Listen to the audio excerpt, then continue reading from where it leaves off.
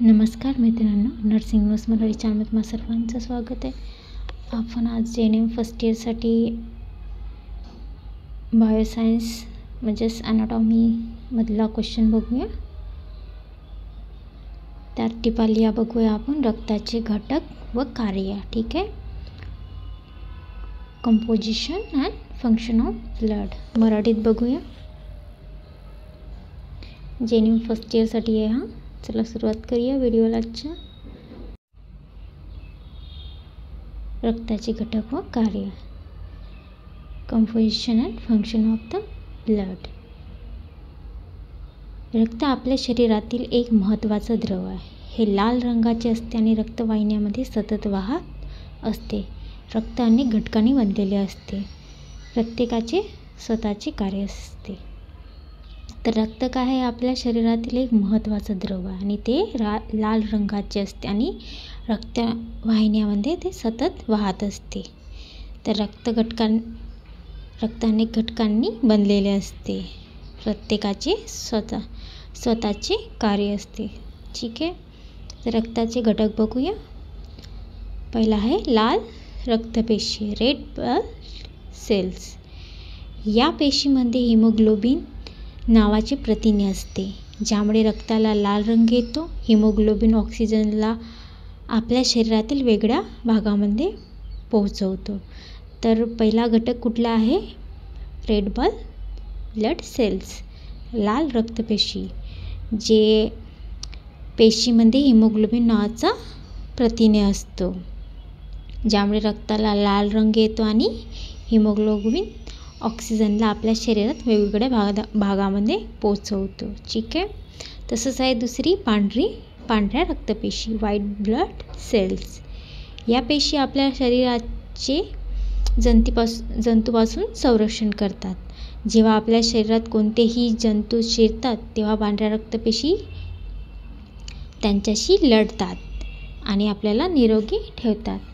तर पांढऱ्या रक्तपेशी जंतूपासून आपले संरक्षण करतात. जेव्हा आपल्या शरीरात कोणतेही जंतू शिरकावतात तेव्हा पांढऱ्या रक्तपेशी त्यांच्याशी लढतात आणि आपले शरीर आपल्याला निरोगी ठेवतात. तसेच आहे तिसरं बिंबिका म्हणजे प्लेटलेट्स.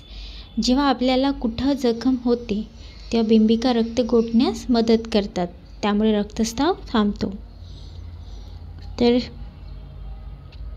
प्लेटलेट्स काय करतात, आपल्याला कुठेही जखम झाली तर ते एकदम भरून काढतात, म्हणजे त्यांना रक्तस्राव होण्यापासून थांबवतात.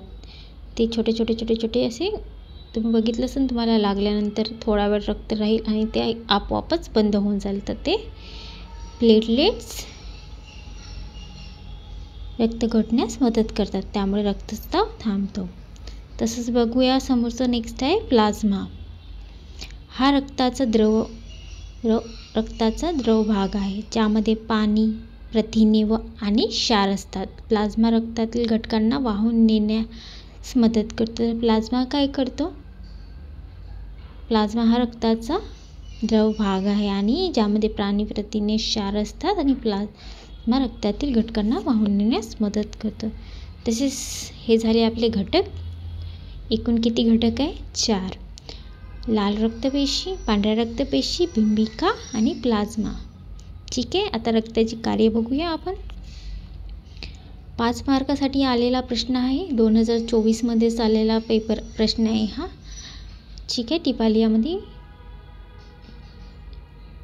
रक्ताची कार्य बघूया आपण. ऑक्सिजनचा पुरवठा.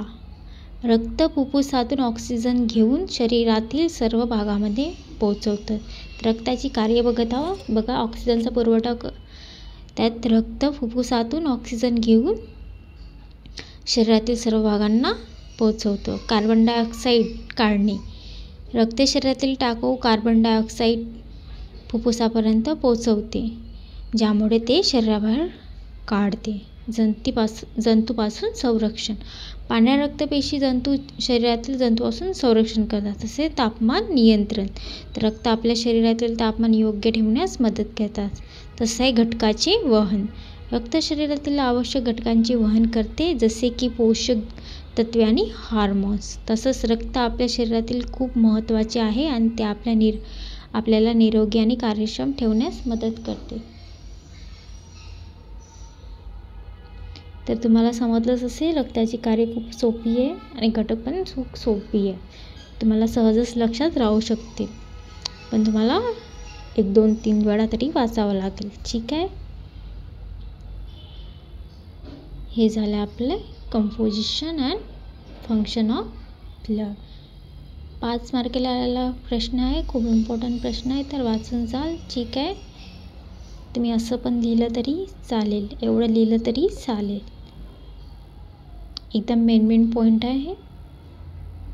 स्क्रीनशॉट काढून किंवा बुकमध्ये उतरवून तुम्ही अभ्यास करा. ठीक आहे. धन्यवाद. काही क्वेश्चन असल्यास कमेंट करा, लाईक करा, शेअर करा आणि सबस्क्राईब करा. धन्यवाद मित्रांनो.